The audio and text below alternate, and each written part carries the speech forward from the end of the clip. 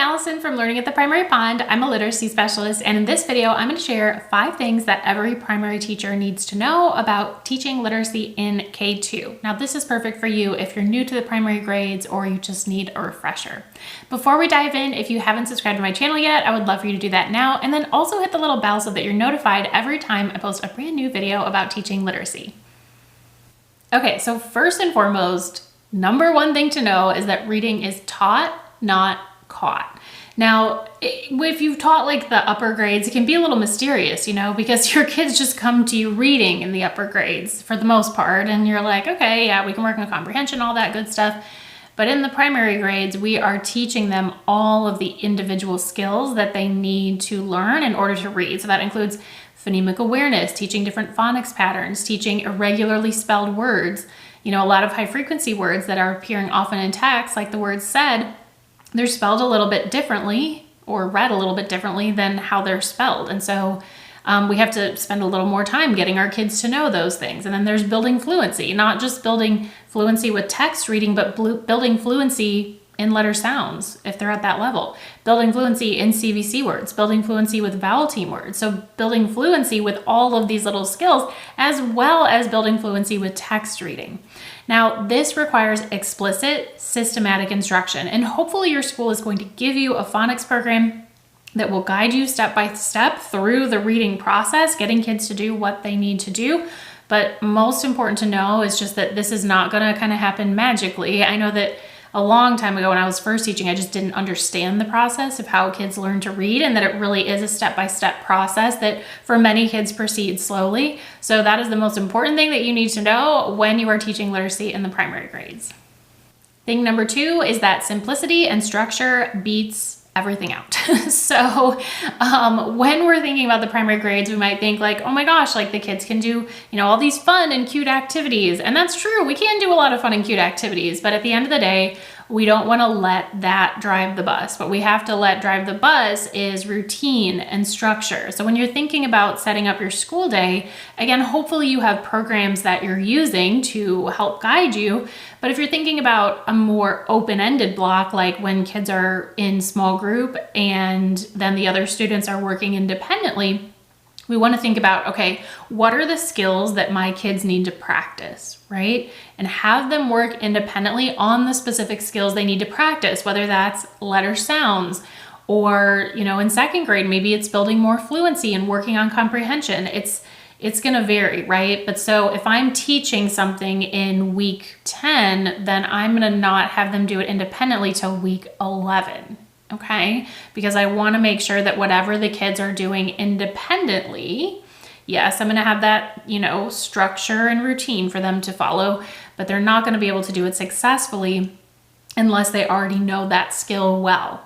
So when I'm thinking about small group and independent work, the independent activities have to be truly independent. So it's not like I can just teach a lesson and then say, okay, now go practice on your own. They need to have some supported practice with me and a couple of exposures before I have them do it on their own. So coming back to that idea of simplicity and routine. You don't need to have a bajillion different activities. What is helpful to have, and what we actually have in the literacy clubs, is these activities, let me see if I can find an example, of that have one skill and they are repeated with different skills. So for example, here's just like a simple roll and read. Very, again, simple, straightforward. The directions are not complicated. They roll a die, they read one word, they're moving from the bottom, they cover it with a counter. Like if they read dog, they cover dog, then they roll again. Could be a partner, could be an independent activity. And then they keep, going up and they see which number wins at the end. It's a very simple, you can also swap out different skills. So they can do this with CVC words. And in a month they can do it, or a couple of weeks they can do it with diagraphs. It's the same core activity, but with different skills. So whether you're planning your small group in centers block or just any part of your day, really think about how you can create consistency to, number one, to make sure that kids know what to do, because they're going to forget if there's all these different activities and things you're trying to get them to remember. They're going to forget. So simplicity and then routine. Think about how you want to run your classroom. And if you're new to the primary grades, you might not know. Well, get on the Learning at the Primary Pond blog, watch more of our YouTube videos. I will do summer webinars. Depending on when you're watching this, you may be able to join. See how I and other teachers do it, and then kind of think about how you want to do it in your classroom and go for it. If it doesn't work, then you can make adjustments later, but you want to have that structured plan in place so that you can go into it feeling confident and that the kids understand what to expect too. Tip number 3, and this really applies to all grade levels to be honest, but data is your best friend. So especially in the primary grades where there's all these little sub skills that lead into reading, right? Like learning the letter sounds, phonemic awareness, decoding vowel consonant words, decoding CVC words, words with digraphs, long vowel words, whatever. There's all these little skills.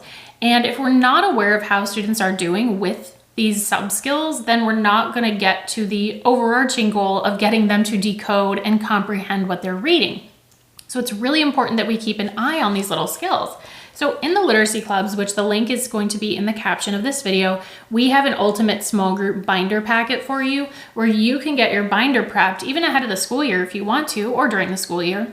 And you can have these word lists that are ready, and you can have, the sheets. We give you the sheets where you mark how students do. And you can have your assessment set up and ready to go so that when the school year gets hectic, you have an easy way to sit down with kids, check in, how are they doing with this phonics skill, or how are they doing with this phonemic awareness skill, and get a sense of that. Because something that's really, really important, again, at any grade level, is that your whole group and your small group instruction is responsive to what kids need. So that means that even if, and hopefully your school gives you the flexibility to do this, but even if you're like, okay, we're on, week 3, day 1 of our core program, if the kids haven't mastered the stuff from week 2, then it's not a good idea to move on, right? We want to make sure that they get some level of mastery, even if it's just 80%, before we move on to another skill. Otherwise, we're just layering on all these skills and they're not really mastering them, so they're not learning much at all. Now, a kid's not necessarily going to have 100% mastery after 1 week of instruction. We need to come back and continue to review, right? Like that's important too. But we have to let data inform what we're doing on a whole group basis, and of course also on a small group basis.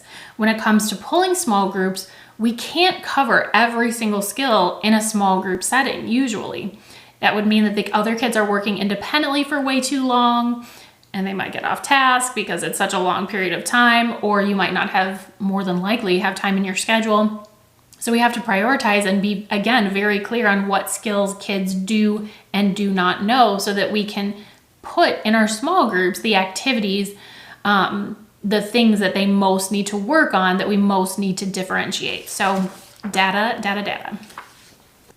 Tip number 4 is to intentionally plan for review. I kind of touched on this in the previous tip, and this is really true of any learner at any age, but just because we covered something in a week does not mean that the kids mastered it. Even if it does appear like they do a dictation or you give them a word reading list and it looks like they've got it, maybe they understand short vowels now, but you can expect, if you're a first grade teacher, that when you then introduce silent E, which is a long vowel pattern, then kids are going to start mixing up short and long vowels. So just mastering something 1 week or maybe in isolation doesn't mean that they know when to apply it to their writing. It takes a long time for kids to apply phonics skills consistently to their writing because writing is such a cognitively demanding task.